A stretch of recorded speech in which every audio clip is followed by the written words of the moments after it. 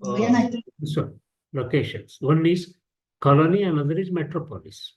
Metropolis is the one which extracted revenue from the colony, which administered the colony. And when this was the kind of relationship between the metropolis and the colony, most of the things, there was a kind of business that was taking place. There was a kind of transaction, but the nature of transaction was such that it was always to the advantage of the metropolis.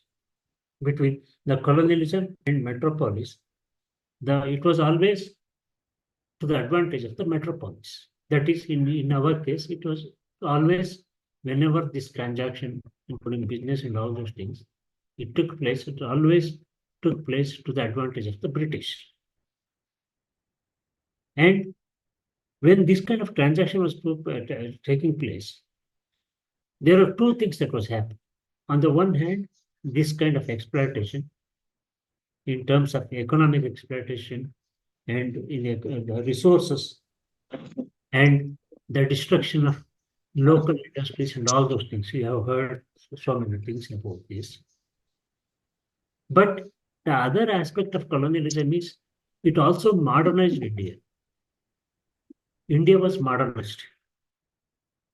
India became a nation after the British came. Industries were introduced. The modern institutions were introduced. Education was introduced. And there were many things which actually the British benefited. Part of it was percolated down to the colonies. In spite of this, see, on the one hand, we talk about the modernization, the role of the colonialism. And at the same time, we also argue that colonialism is unethical.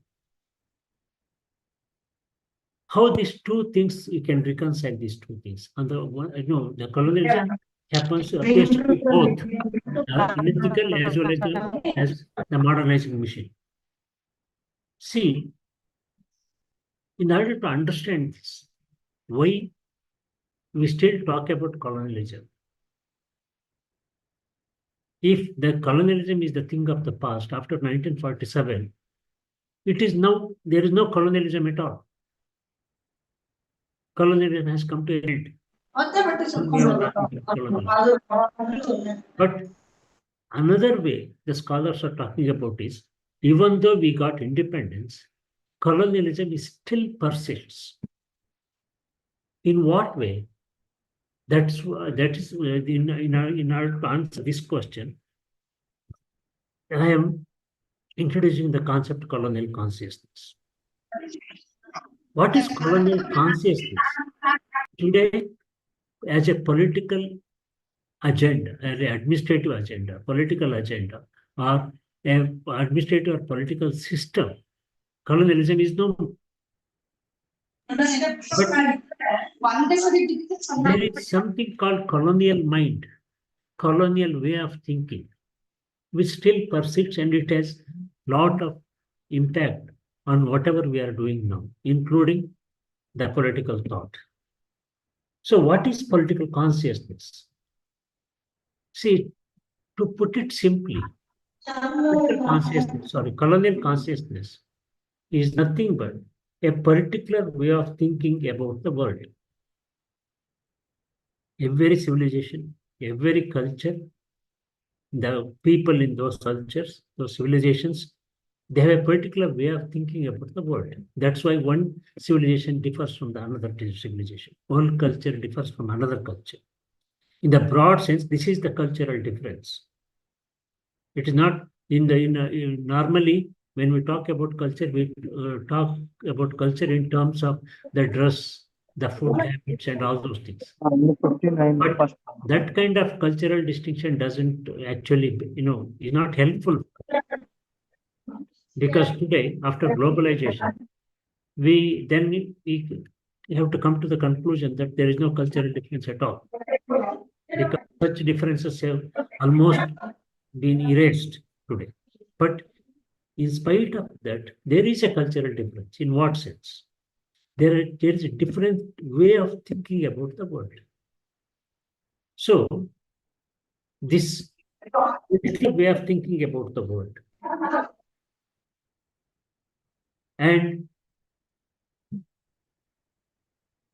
see, what happened, very interesting thing is that in order to make you understand what colonial consciousness is, the way Indians were thinking about their past in 18th century, 18th century, 19th century, beginning of the 19th century, was entirely different from how the Indians think about their past after 19th, 20th century, especially after the introduction of the English education. This introduction of English education has changed our perception about our own past. So what we have learned is there is a particular way of thinking about the world has undergone radical change. It has changed to an extent that we do not recognize how our ancestors described about themselves, their own past. It is no more accessible to us because there is a new way of thinking about our own past, which has replaced completely, totally that kind of thinking about the past. See,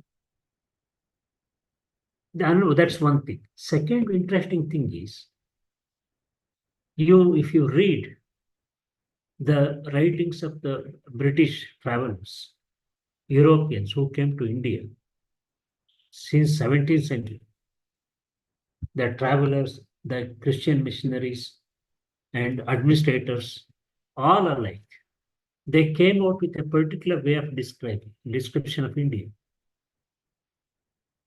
See, they understood India, Indian society, Indian culture, Indian religion, and Indian way of living in a different way altogether.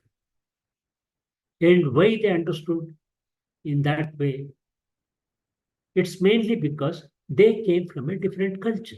It's very natural that people coming from one culture, another culture, they look at another culture to which they have made an entry from their own perspective, from their own cultural background.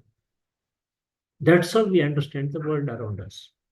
So the British, when they came to India, they understood India, Indian way of living from their own perspective. And they gave a description of what India is, what is Indian society.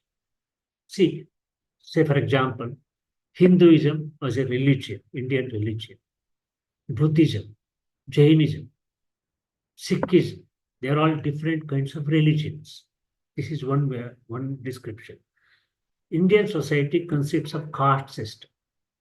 Caste system, it's not merely castes. We must remember the distinction between the two. Caste Indian, there are castes in India, there are jatis in India, nobody can deny it.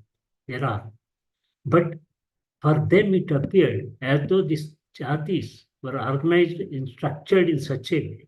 It has become a social system. So this is a difference between their understanding and how Indians understood themselves. Indians knew and they lived in different jatis, different castes. But for them, it never occurred that it was a social system as such.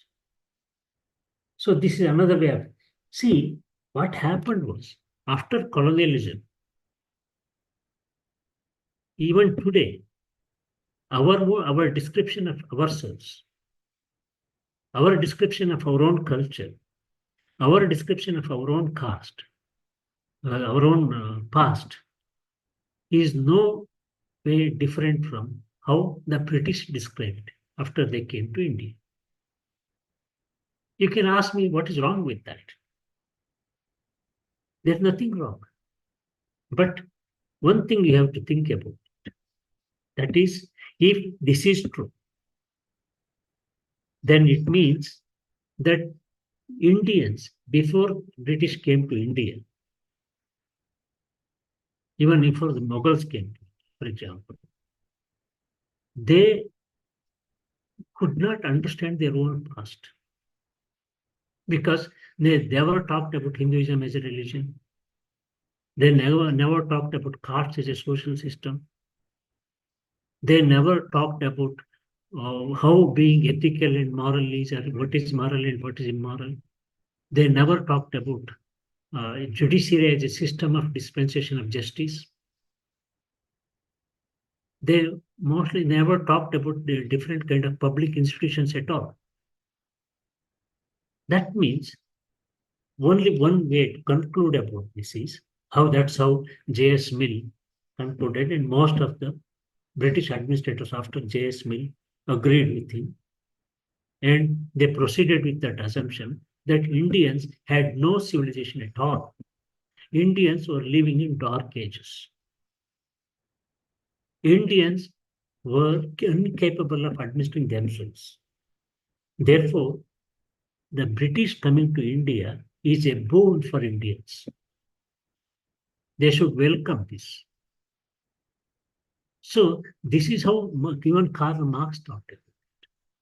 So it is in the interest of India that it is good that British continue to rule.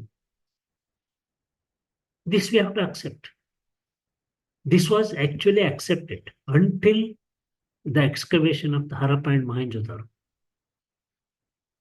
which brought to light with all the evidences that the greatest civilizations, one of the greatest civilizations on this earth was in India.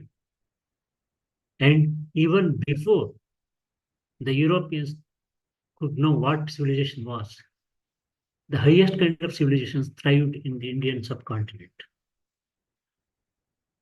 Then the question comes, if this was the case, then how can we say that Indians were not capable of thinking about their own past?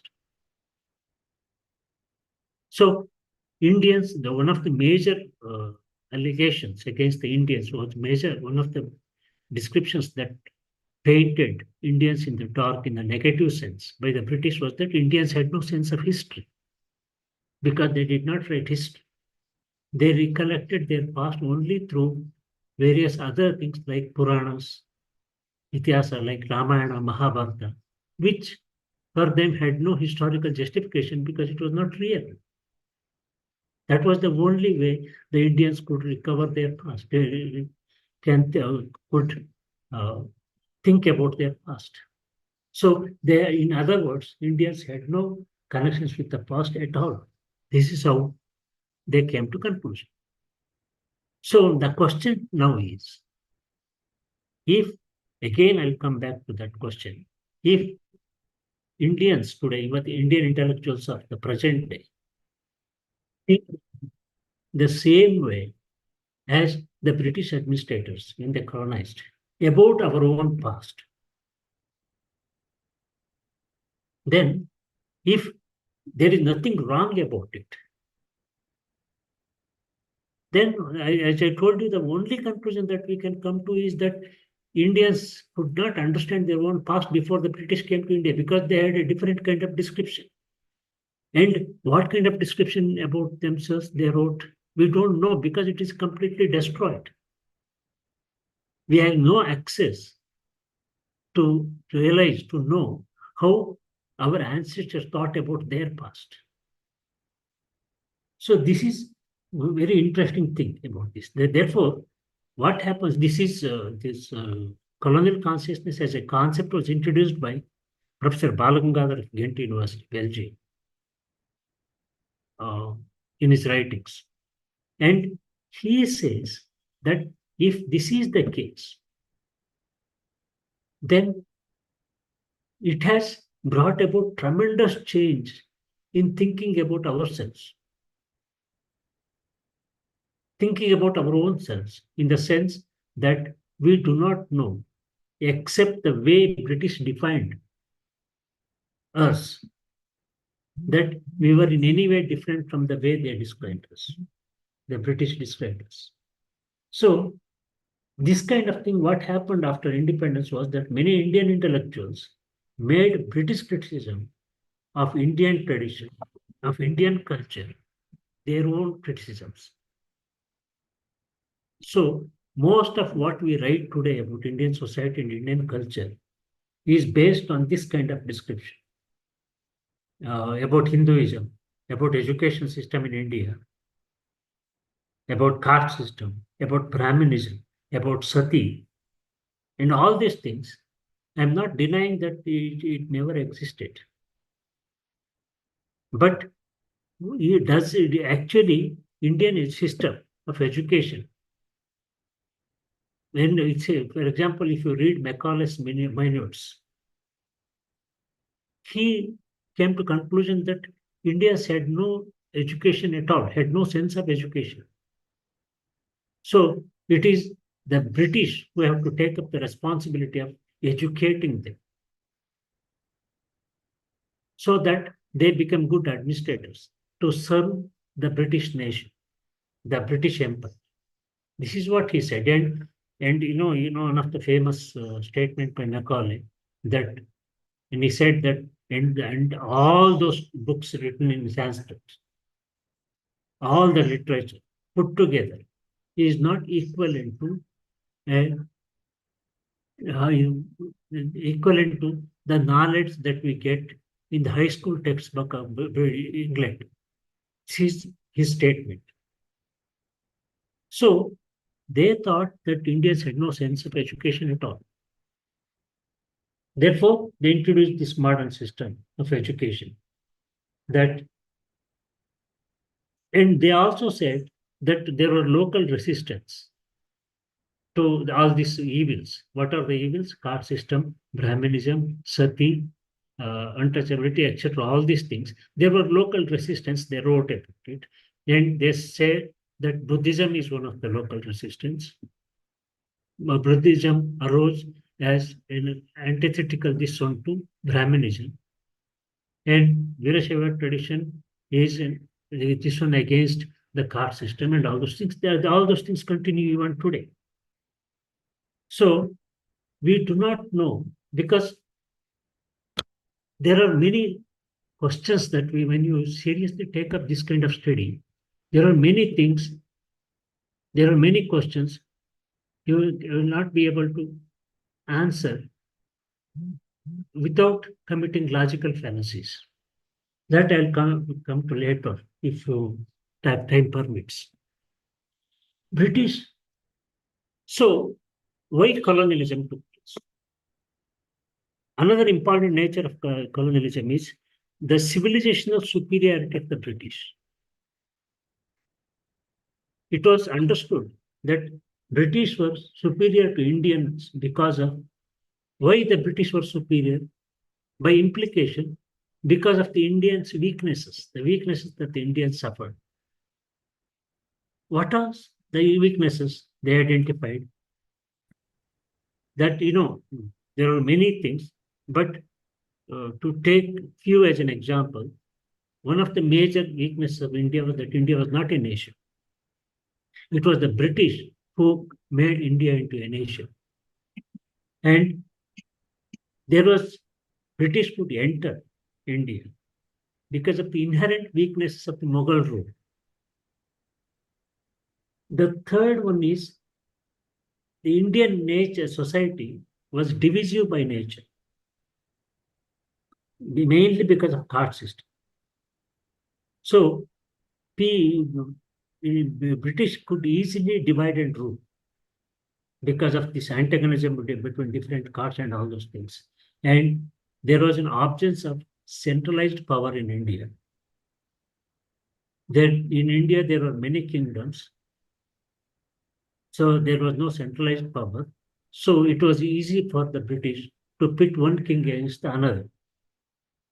And British called, so therefore all these things allowed the British to divide and rule. They conquered because the Indians were weak.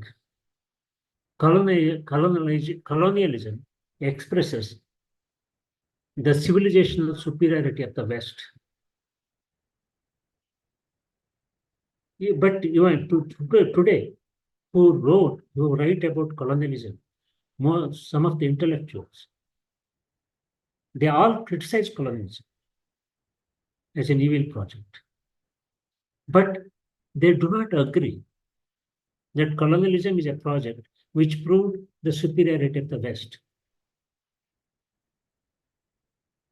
But you can't actually write about colonialism unless we recognize that colonialism thrived on this notion of the superiority of the British, superiority of the West compared to India. See how they came to this conclusion.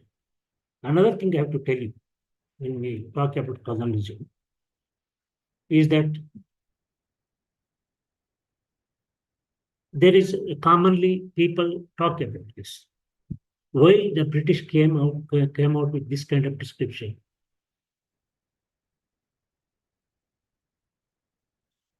Some of the scholars argue that British deliberately did this. They wanted to prove Indians as inferior. They wanted to prove that they are superiors. And they deliberately, even though they could see that there are certain aspects in which Indians were superior, and at least Indians were another kind of civilization on par with any other civilization, including the Western civilization. But they could not recognize because it was a deliberate act of downgrading the Indian culture, looking down upon the Indian culture. But this kind of thing, this kind of argument doesn't seem to hold any water because there are not only one particular kind of people, the British, who wrote about India, who thought about India, who talked about India. If it was only particular class of British, that is, for example, British administrators, then we could easily say that they had a vested interest in proving themselves superiors.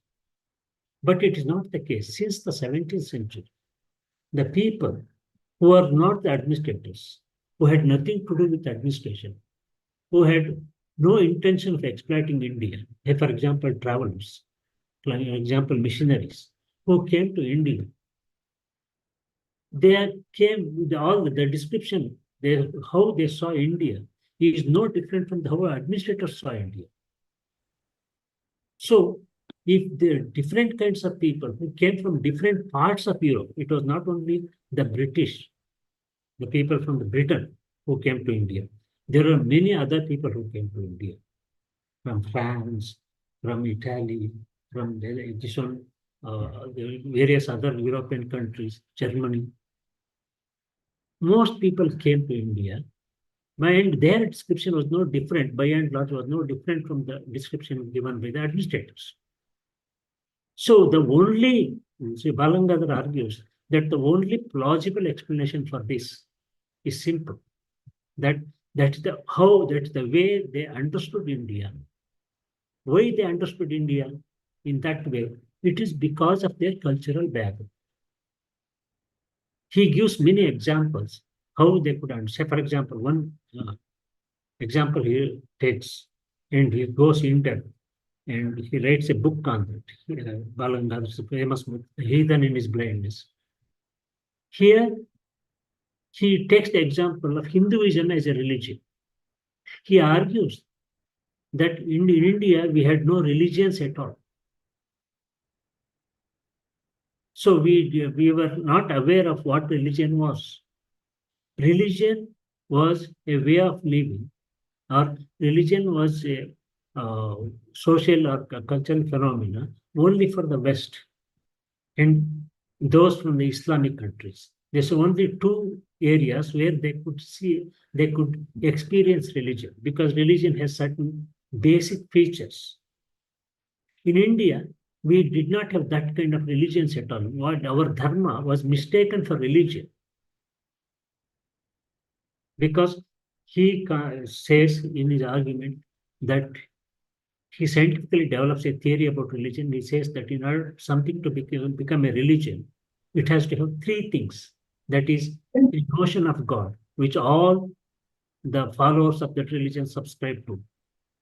Then the second thing is an organization called either church or mosque, which regulate the behavior of the people who subscribe to that religion. The third thing is the holy book, that is either Quran or Bible, which the members of that religion subscribe.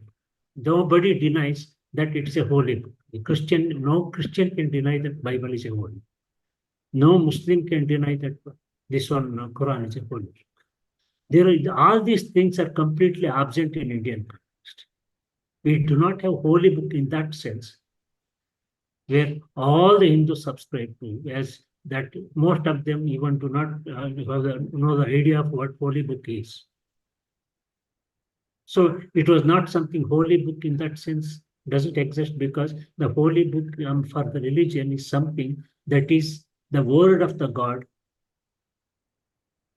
that is sent through the Messiah, the prophet, to the people. So what is written in the holy book in religions is the word of God. There is no such things in Indian culture. So this is one example. Once they begin to call Hinduism as a religion, we also started calling Hinduism as a religion in that sense. So it came to be organized. Some people began to organize Hinduism as a religion, thinking that British description is true, and how the British thought about Hinduism as a divided religion. So the only thing in order for us to become strong is to unite this divided group among Hindus. So build or construct Hinduism as a very strong religion. There are many other aspects. The second aspect of colonialism is the way they thought about corruption in India. British thought Indians are corrupt. And they also came out with the description or the explanation why the Indians are corrupt. They came to conclusion that Indians are corrupt because Indians are unethical. Why they thought Indians were unethical? Indians are not trustworthy. They thought unethical. See, one example is very interesting. There are people who started writing about ethics in India. So one example is a person called Van den Bosch and Mortier. They wrote a book, and they wrote a journal in Asian philosophy. In that article, they write about one of the Jain texts called Vaggalagam, written by Jayawala. And it was written by that Jayawala in the medieval period. And they find that throughout it is supposed to be an ethical text, but they say that throughout the book, there is no word equivalent to the Western term of ethics, Western notion of ethics. So they come to conclusion that Indians had no sense of ethics. Therefore, it is very natural for Indians to become corrupt. And they also had justification about this caste system. Caste system is an evil social system. Therefore, all those who participate in the caste system, there is no person in India, especially among Hindus, who is left out of that. All those who are actually participating in that are basically unethical because they are following the immoral principles of caste system. So this is how they start writing. You see, this is the same kind of thing even today continues. For example, you take any book on corruption. All those people who write about corruption, they come to conclusion at the end of it is that there is something lacking among the Indian people. Either they support corruption, either they actively participate in corruption, or people give scant this one. They don't even join actively the fight against corruption. They are either neutral or actively participate in corruption. What does it say about Indian people? So it is nothing but the description of the British description of India as Indian people as unethical is true. So this is how even they continue. For example, what is being immoral or unethical? You can say that if it might be true. Some of you might be thinking that it might be true that Indians, by and large, are unethical, therefore they are corrupt. But if Indians are unethical completely, how do we explain the sustenance of many institutions that thrive even today? The best example is family. Family as an institution. Can you imagine a situation where majority of the people, almost all, are unethical basically? And in such a society, institution like family can thrive. See, what is unethical? What is becoming? What do we mean by becoming immoral? There is there are lots of writings about morality and ethics in Western writings. Basically, they consider something as immoral. An act is immoral when a person refuses to obey his obligation, ethical obligation. What is ethical obligation? Ethical obligation is something that's imposed on him as a member by the group that he belongs to. So he belongs to a group, and in order to survive in that group, he has to follow certain obligations. And if he fulfills those obligations, then he is ethical. Otherwise, not. If that is the case, a family is an institution. Family imposes certain obligations on the members of the society. And if they refuse to follow those obligations, meet those obligations, then the family collapses.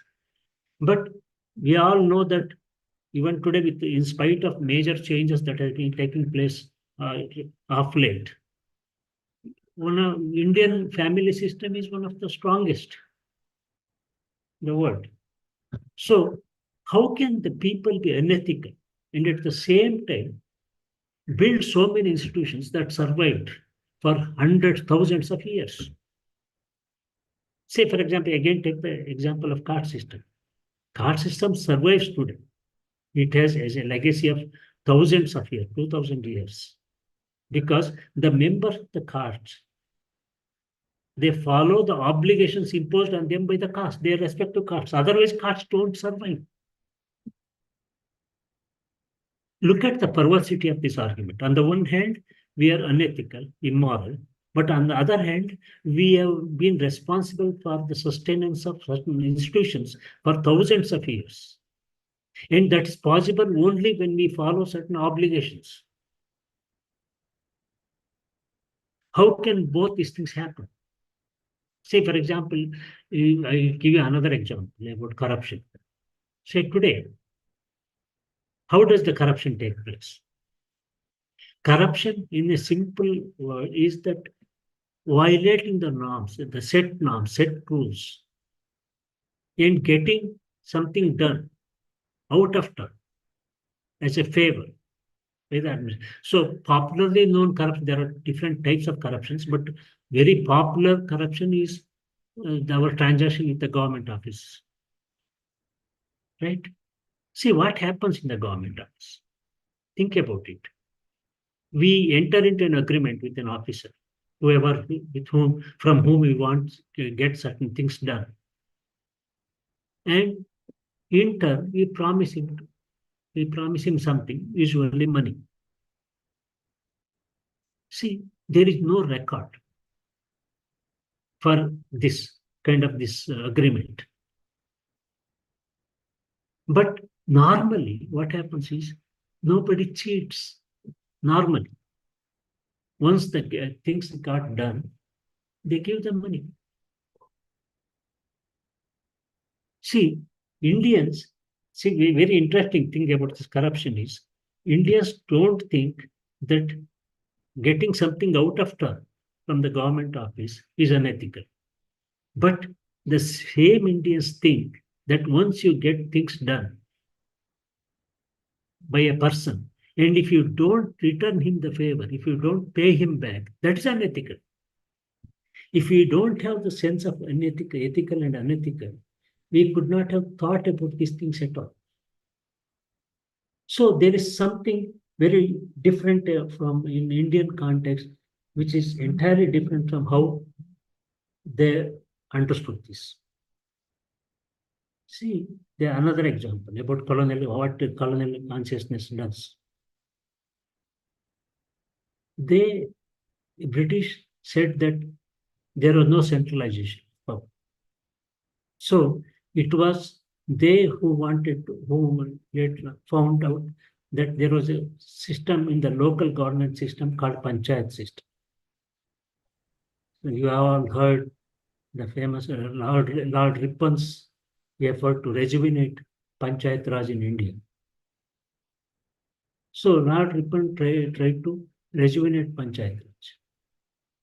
And they actually did so many things like Bentinck and all these people. So many administrators who tried to give life to the panchayat. They thought that panchayat system existed in India from ancient days as a local system of administration. But recently, not recently, it was about almost 50, 60 years back, you have heard Dharampal's name. Dharampal, who wrote that famous book called Beautiful Tree. He writes about a long text about Madras Panchayat system, a report.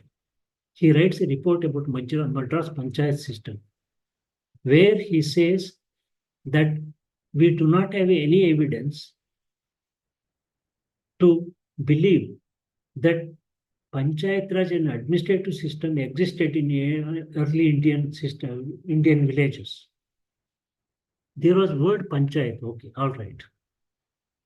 Panchayats emerged as and when there are certain problems arose in a village. Once that problem is solved, they cease to exist. They just disappeared.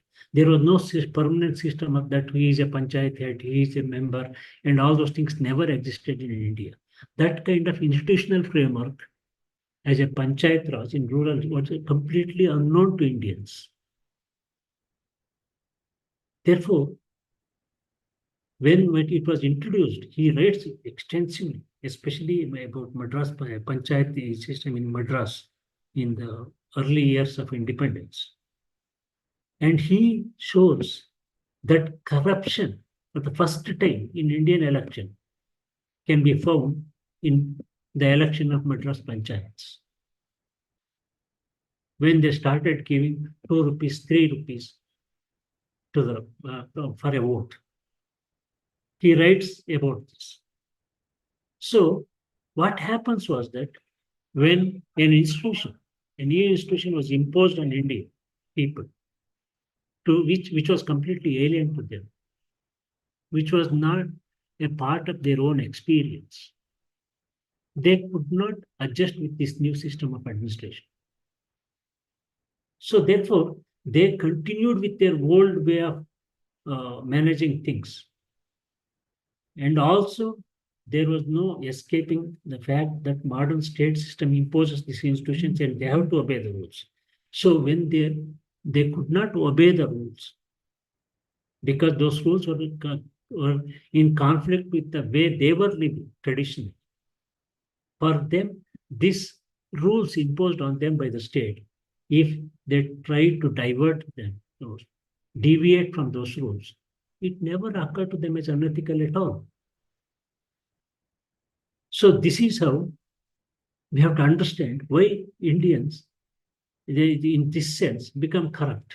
Otherwise, if you come to conclusion that Indians are corrupt, corruption is equal to unethical stance, corruption is equal to immorality, then the only conclusion we can come to is that majority of the Indians are immoral and unethical. And as I told you, if that is true, India as a nation, India as state could not have survived at all, let alone if all the people, even if the 30 to 40% of the population become immoral and unethical, no civilization survives. There is no such example in anywhere in the world that a civilization survived in which the people belong to that civilization, 30% or 40% of the people were immoral and unethical.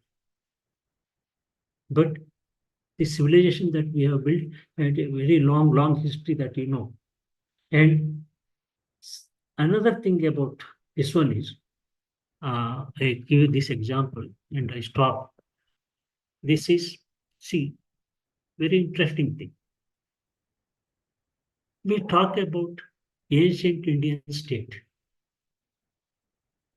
in Kautilya's Arthashastra, Manodharma Shastra, and Mahabharata, Ramayana. All those things we say that there is a state in ancient India.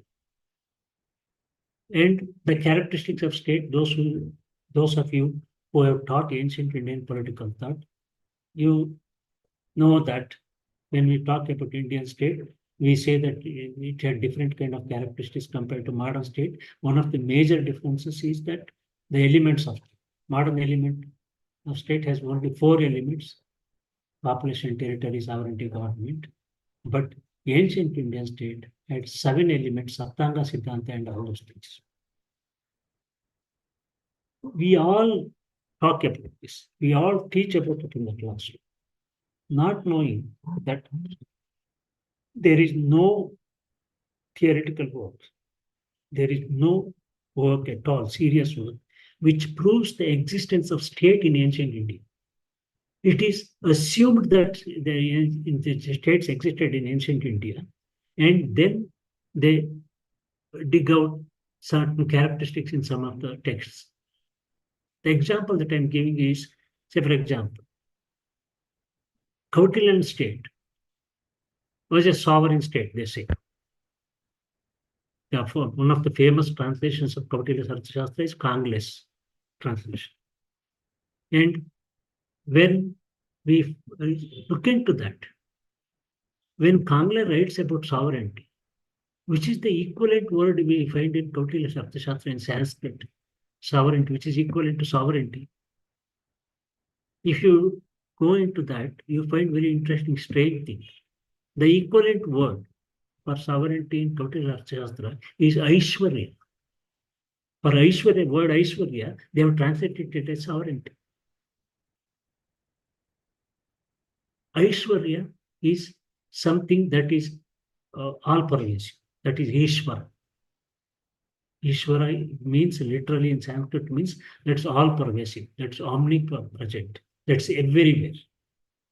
In that sense, since sovereignty is everywhere, sovereign power encompasses all in the entire state.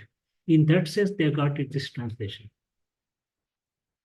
But this Aishwarya as a concept is entirely different and has got nothing to do with the modern concept of sovereignty.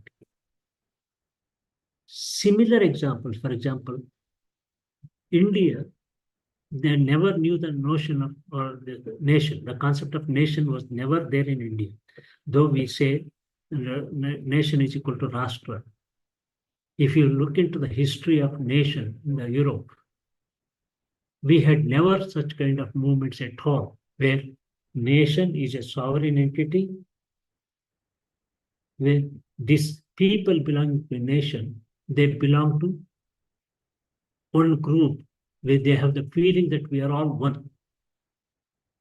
And that feeling is strengthened because of race, because of language.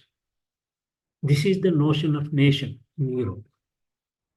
That's why this concept of nation emerged in Europe, especially in France, because of their love for French language. But in India, you know, there are a number of languages that we had, and we can't, it's mind-boggling. The diversities that we find in India, you cannot find anywhere in the world. And there are so many things where Indians never agreed on. They celebrated diversity. That's the reason why we have so much diverse kind of this one existing in India. And even then, Indian culture as a culture thrived. So it means there must have been a different kind of political system altogether, which the nature of which we do not even know. So we only come to conclusion based on the description given by the Europeans, based on the British, that Indians had no sense of nation, Indians had no sense of history, Indians had no sense of ethics. Therefore, all these are the contribution of the colonial power. On the one hand, we fight against the foreign rule and we are happy that we got independence.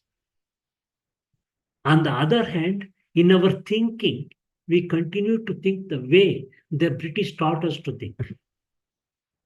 We have not liberated in the way we think about ourselves, let alone others, our own selves, our own past. It doesn't mean I'm not saying, otherwise you might get confused. I'm not saying that our past was glorious. Everything was wonderful. There was exploitation. Like any other culture, there were many evils, all those things. Agreed. But one thing is very sure, that the way we are thinking about past is entirely different from what it was. In what way it is different, we need to develop a new kind of theory. New kind of research is required to develop a new theory. And for that, we have to come out of this colonial consciousness. That's the reason I talked about colonial consciousness. And in my next lecture, I'll talk about how this impacted on how the Indian political thinker thought about that Indian political thought. So I'll stop here because last 10 or 15 minutes, the organizers told me to have some kind of discussion. If you're interested in asking